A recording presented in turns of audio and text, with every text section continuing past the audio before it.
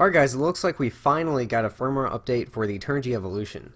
I'm really surprised it took them so long, especially considering the fact that the other Turnigy transmitter, I can't remember the name of it, but it's had RSSI in telemetry, and the menus are exactly the same. So now we get RSSI and a lot of other features.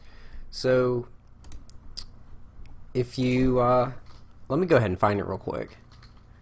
Okay, so I'm going to leave you a link to this webpage. Once you come here, scroll down, click on File, and not for manual, well you can download the manual if you want, but for firmware update, click Download Now. And I'm going to place this in my RC folder. I'll just go ahead and make a new folder. Let's name it Turnigy Evolution. You can name it whatever you want. Save. Let's close that out. Go back to it. Extract it. Then we can delete this. We don't need it anymore. Click on this. Now let's turn on the Turnigy Evolution. If we click on Settings and then scroll all the way down and then click About Evolution, it's going to show you the version of firmware that's currently on it. But if we go to Firmware Update, click Continue. Now let's take a USB cable that's plugged into the computer, plug the other end into the Evolution, and then we want to click Firmware Update. And if you want to see what all has changed in this firmware update, I would imagine you can click Release Notes. That's usually how it works. If your computer comes up with this, just click that and then run anyway, and then update. Okay, looks like the Evolution rebooted. I'm going to close this out, close that out, unplug the USB. Now let me take a minute to see what's different. Okay, and I'm back. I've been messing around with it for a little bit, so here's what I found so far. First off, it is going to completely reset all of your models, so you do have to set those up all over again, but that's not that big of a deal because really there's not that many settings to change on this thing, so it only took me a couple minutes. Not to mention, we get 5 models, but I only use one model. I just set up all my multirouters for S-Bus, and I just rebind them every time I switch between multirouters because that's actually faster than changing models. But anyway, so in the settings button tab, there really was no differences. Up here, you'll now see where it says fly mode. I guess, I don't know what this would be good for. It's by default set up for switch B and switch C, which this one is B and this one is C. So if you flip these switches, it goes from mode 1, 2, 3, 4, so on and so on.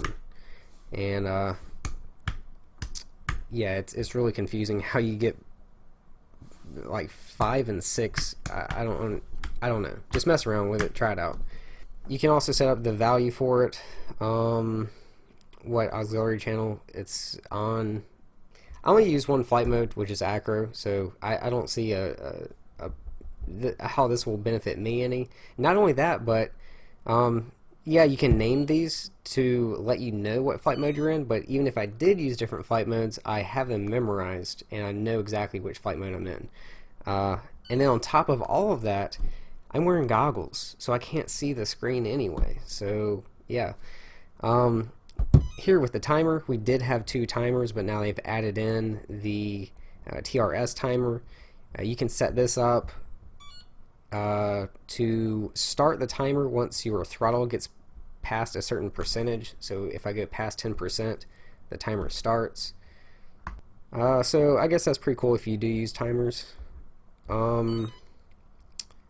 As far as this actually is a pretty neat feature they've added in right here. I mean, I don't use voltage in telemetry on this transmitter and the receivers. I mean, yeah, it's not that hard to wire it into the receivers, but I just use my on-screen displays. But if I did actually use this, then my one complaint was I'm sure you guys know, if you go to a full throttle punch out or even a good amount of throttle, your voltage on your battery sags. And if you have this set to warn you at, say, I use four cell batteries, and I would normally pick about 13.6 volts for it to warn me for my low voltage warnings. But the battery voltage would sag below that, and then it's going to alarm you prematurely.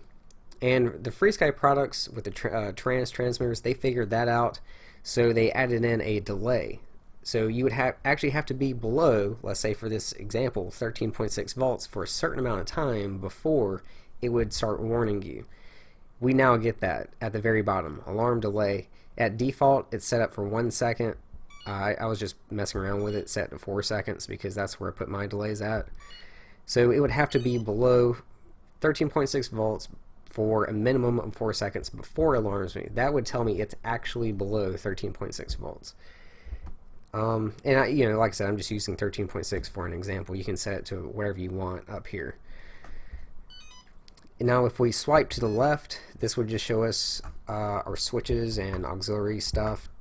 I guess this would be good for when you're testing switches or anything, and that's nothing new, we've had that. But if you scroll to the right, you now have the same telemetry page that the other Turnigy transmitter has. I can never remember the name of it. It's not showing anything right now because I don't have a battery plugged in. So once I plug my multi-rotor up, now we get the rest of the telemetry. Like I said, we now get RSSI, which is something new. I don't understand the RSSI.